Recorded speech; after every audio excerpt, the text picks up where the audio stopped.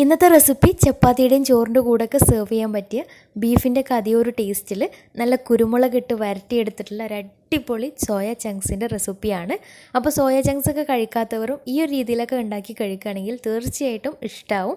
എന്തായാലും ട്രൈ ചെയ്ത് നോക്കാം. അപ്പോൾ എങ്ങനെയാണ് ഈ ഒരു വരട്ട് തയ്യാറാക്കിയിട്ടുള്ളത് നോക്കാം. അതിന് മുന്നേയായിട്ട് ചാനൽ സബ്സ്ക്രൈബ് ചെയ്യാത്തവരുണ്ടെങ്കിൽ സബ്സ്ക്രൈബ് ചെയ്യാൻ മറക്കരുത്.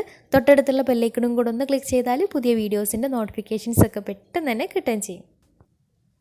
അപ്പോൾ ഈ ഒരു വരട്ട് തയ്യാറാക്കി എടുക്കാൻ വേണ്ടിയിട്ട് ആദ്യം തന്നെ 2 കപ്പ് സോയ ചങ്ക്സ് നല്ല തിളച്ച വെള്ളത്തിൽ ഒരു 15 മിനിറ്റ് കുതിർത്ത് വെച്ചതിന് ശേഷം ആ വെള്ളം ഒഴിവാക്കിയിട്ട് ഇനി സാധാരണ വെള്ളത്തിൽ ഒരു 2-3 പ്രാവശ്യം നന്നായിട്ട് കഴുകിയിട്ട് നന്നായിട്ട് പിഴിഞ്ഞെടുത്തിട്ടുള്ള സോയ ചങ്ക്സ് ആണിത്.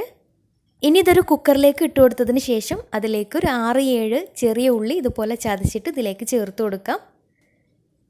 കൂടെ തന്നെ 1 ടേബിൾ സ്പൂൺ പച്ചമുളക്, വെളുത്തുള്ളി, പിന്നെ ചെറിയൊരു കഷ്ണം ഇഞ്ചിയും കൂടെ നന്നായിട്ട് ചതച്ചെടുത്തിട്ടുള്ളതാണ്. അപ്പോൾ അതും കൂടെ 1 ടേബിൾ സ്പൂൺ തന്നെ മതിയാവും. അപ്പോൾ അതും കൂടെ ചേർത്ത് കൊടുക്കാം. പിന്നെ നല്ലൊരു ഫ്ലേവറിന് വേണ്ടിയിട്ട് കുറച്ച് കറിവേപ്പില, അതുപോലെ തന്നെ 1/4 ടേബിൾ സ്പൂൺ മഞ്ഞൾപ്പൊടി, 1 ടേബിൾ സ്പൂൺ മുളക് പൊടി, നല്ല എരിവുള്ള പൊടിയാണെങ്കിൽ ഒരു 3/4 ടേബിൾ സ്പൂണൊക്കെ മതിയാവും. പിന്നെ ഒരു 3/4 ടേബിൾ സ്പൂൺ മല്ലിപ്പൊടി, പാകത്തിന് ഉപ്പും, പിന്നെ ഒരു ചെറിയ തക്കാളി ചെറുതായിട്ട് കട്ട് ചെയ്തിട്ട് അതും കൂടെ ചേർത്തിട്ട് ഇനി ഇത് കൈ വെച്ചിട്ട് നന്നായിട്ടത് മിക്സാക്കി എടുക്കണം. അപ്പോൾ നമ്മൾ ബീഫൊക്കെ ചെയ്തെടുക്കുന്ന രീതിയിൽ ഇതുപോലെ എല്ലാം കൂടെ കുക്കറിൽ ഇട്ടിട്ട് നന്നായിട്ടൊന്ന് കൈ വെച്ചിട്ട് നന്നായിട്ടൊന്ന് തിരുമ്മി. അപ്പോൾ മിക്സാക്കി എടുക്കുന്ന സമയത്ത് ഇതിലേക്ക് ഒരു 1/4 ടീസ്പൂൺ പെരിഞ്ജീരകത്തിൻ്റെ പൊടിയും കൂടി ചേർത്ത് കൊടുക്കുന്നുണ്ട്. വലിയ ജീരകത്തിൻ്റെ പൊടിയും കൂടി ഇതിലേക്ക് ചേർത്ത് കൊടുക്കുന്നുണ്ട്. അപ്പോൾ മസാലയൊക്കെ നന്നായിട്ട് മിക്സാക്കി എടുത്തു കഴിഞ്ഞാൽ ഇനി ഇതിലേക്ക് 1/2 കപ്പ് വെള്ളം ഒഴിച്ചിട്ട് ഒന്ന് മിക്സാക്കിയിട്ട് അടച്ച് വെച്ച് ഒരു 2 വിസിൽ വരുന്ന വരെ വേവിച്ചെടുക്കാം. ഹൈ ഫ്ലെയിമിൽ ഇട്ടിട്ട് തന്നെ വേവിച്ചെടുക്കാം. പിന്നെ തിളച്ച വെള്ളത്തിൽ ഇട്ട് വെച്ചത് കാരണം കൂടുതൽ വേവാനൊന്നും ഉണ്ടാവുകയില്ല. അപ്പോൾ അതവിടെ വെന്ത് വരുന്ന സമയം കൊണ്ട് ഇനി ഇതിലേക്കൊരു മസാല റെഡിയാക്കി എടുക്കാം. അതിന് വേണ്ടിയിട്ടൊരു കടായി സ്റ്റൗവിൽ വെച്ചിട്ട് അതിലേക്ക് ഒരു 2.5 ടേബിൾ സ്പൂൺ വെളിച്ചെണ്ണ ഒഴിച്ചു കൊടുക്കാം. എന്നിട്ട് അതിലേക്ക് ചെറിയ 2 സവാള ഇതുപോലെ കനം കുറഞ്ഞ് ചെറുതായിട്ട് കട്ട് ചെയ്തെടുത്തിട്ടുണ്ട്. സ്ക്വയർ ക്യൂബ്സ് ആക്കിയിട്ടാണ് കട്ട് ചെയ്തെടുത്തിട്ടുള്ളത്. വലിയ സവാളയൊക്കെ ആണെങ്കിൽ 1 മതിയാവും. ഒരു മീഡിയം സൈസിലാണെങ്കിൽ 1.5 സവാളയൊക്കെ എടുക്കാം. ഇനി ഇത് നന്നായിട്ട് വഴറ്റിയെടുക്കണം. അപ്പോൾ സവാള ചെറുതായിട്ടൊന്ന് വഴന്നു വരുന്ന സമയത്ത് ഇനി ഇതിലേക്ക് 1 ടേബിൾ സ്പൂൺ ഇഞ്ചി, വെളുത്തുള്ളി, പച്ചമുളക് ചതച്ചെടുത്തിട്ടുള്ളതാണ്. അപ്പോൾ അതും കൂടെ ഇതിലേക്ക് ചേർത്ത് കൊടുക്കാം. കൂടെ തന്നെ നല്ലൊരു ഫ്ലേവറിന് വേണ്ടിയിട്ട് കുറച്ച് കറിവേപ്പിലയും കൂടി ചേർത്ത് കൊടുക്കുന്നുണ്ട്. അപ്പോൾ ഇവയെല്ലാം കൂടെ കൂടിയിട്ട് നന്നായിട്ടൊന്ന് വഴറ്റിയെടുക്കണം. നല്ല സോഫ്റ്റായിട്ട് നന്നായിട്ട് തന്നെ വഴറ്റിയെടുക്കാം. അപ്പോൾ സവാളൊക്കെ ഏകദേശം വഴന്നു വന്നിട്ടുണ്ട്. ഇനി ഇതിലേക്ക് അത്യാവശ്യം വലുപ്പത്തിലുള്ള ഒരു തക്കാളി ചെറുതായിട്ട് കട്ട് ചെയ്തിട്ട് അതും കൂടി ചേർത്ത് കൊടുക്കാം. ചെറുതാണെങ്കിൽ 2 എണ്ണമൊക്കെ എടുക്കുകയും ചെയ്യാം. അപ്പോൾ തക്കാളിയും സവാളയൊക്കെ നന്നായിട്ട് വഴന്നു വന്നാൽ ഇനി ഇതിലേക്കുള്ള മസാലകൾ ചേർത്ത് കൊടുക്കാം. അപ്പോൾ ഒരു 1/4 ടീസ്പൂൺ മഞ്ഞൾപ്പൊടി, 1/4 ടേബിൾ സ്പൂൺ മല്ലിപ്പൊടി,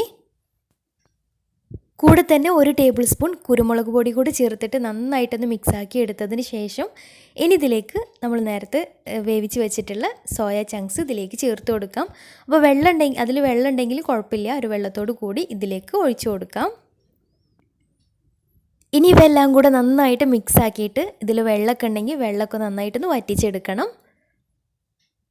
അപ്പോൾ ഏതായാലും നന്നായിട്ട് മിക്സാക്കിയിട്ട് ഇതിൻ്റെ കളറൊക്കെ ജസ്റ്റ് ഒന്ന് കളറ് മാറി വരുന്നവരെ നന്നായിട്ട് തന്നെ ഒരു മീഡിയം ടു ഹൈ ഫ്ലെയിമിൽ ഇട്ടിട്ടൊന്ന് വേവിച്ചെടുക്കാം. അപ്പോൾ ഇതുപോലെ നോൺ സ്റ്റിക്കിൻ്റെ പാൻ ആയത് കാരണം പെട്ടെന്ന് അടി പിടിക്കൊന്നുമില്ല. അപ്പം വേറെ പാത്രത്തിലൊക്കെ ചെയ്തെടുക്കുമ്പോൾ അടി പിടിക്കുന്നത് ശ്രദ്ധിക്കുകയും ചെയ്യാം. പിന്നെ ഈ ഒരു സമയത്ത് പാകത്തിന് ഉപ്പ് നോക്കിയിട്ട് പാകത്തിന് ഉപ്പും കൂടി ചേർത്ത് കൊടുക്കാം. അപ്പോൾ ഇവയെല്ലാം കൂടെ മിക്സ് ആക്കിയിട്ട് ഏകദേശം വെള്ളമൊക്കെ നന്നായിട്ട് വറ്റി വന്നിട്ടുണ്ട്. ഇനി ഇതിലേക്ക് നല്ലൊരു ഫ്ലേവറിന് വേണ്ടിയിട്ട് കയ്യിൽ മല്ലിയില ഉണ്ടെങ്കിൽ കുറച്ച് മല്ലിയില ചെറുതായിട്ട് കട്ട് ചെയ്തിട്ട് അതും കൂടി ചേർത്തിട്ട് നന്നായിട്ടൊന്ന് മിക്സാക്കി എടുക്കാം.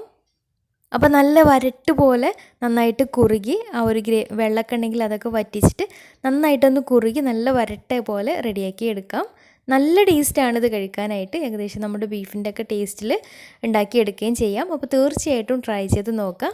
പിന്നെ നിങ്ങൾ എടുക്കുന്നത് വലിയ സോയ ചങ്ക്സ് ഒക്കെ ആണെങ്കിൽ അത് ഓരോന്നും 4 ആക്കിയിട്ട് കട്ട് ചെയ്തിട്ട് വേണം ഇത് ചെയ്തെടുക്കാൻ വേണ്ടിയിട്ട്.